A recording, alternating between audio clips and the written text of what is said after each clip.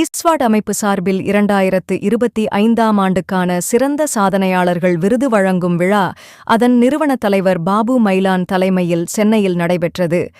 இவ்விழாவில் சிறப்பு அழைப்பாளராக முன்னாள் ஆளுநர் தமிழிசை சவுந்தரராஜன், முன்னாள் நீதியரசர் கே கிருஷ்ணன் உள்ளிட்ட பலர் கலந்து கொண்டு சமூக ஆர்வலர்கள், பெண்கள், தொழிலதிபர்கள் உள்ளிட்டோருக்கு விருதுகளை வழங்கி சிறப்பித்தனர். This function organized by ISWAT, Dr. Babu Mailan has been doing a wonderful job helping out seafarers who are in distress at sea.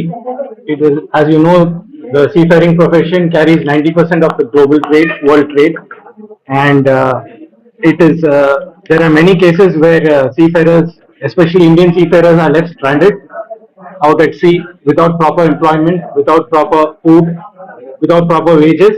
It is at this place where ISWAT does a great job, and Dr. Babu Mailan, and congratulate him, Dr. Jesslyn, the Vice Chairman of ISWAT, and Dr. Vijay Kumar, who has been a guiding force for ISWAT, as well as he's also been into the training of these many candidates and students.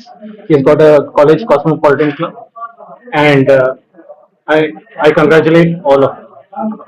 அனைவருக்கும் நன்றி கலந்த வாழ்த்துக்கள்.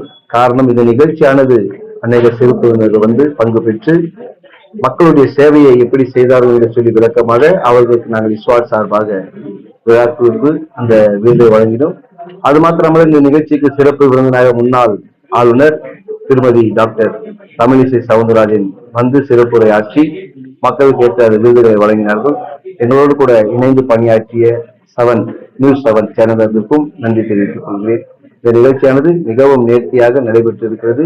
ஆகவே இந்த இடத்திற்கு வாய்ப்பு கொடுத்த இந்த ஹோட்டல் உரிமையாளர் அவர்களுக்கும் மற்றும் இதில் பங்கு பெற்ற மீடியாக்களுக்கும் வணக்கம் கலந்த நன்றிகளை தெரிவித்துக் கொள்கிறேன். வாழ்த்துக்கள். கிட்டத்தட்ட 25 பேருக்கு மேற்பட்டு நாங்கள் விருது கொடுத்திருக்கிறோம். அனைவரும் தமிழ்நாட்டிலே சிறந்த சேவை ஆற்றக்கூடிய மக்கள் நலப்பணி செய்யக்கூடியவர்கள்.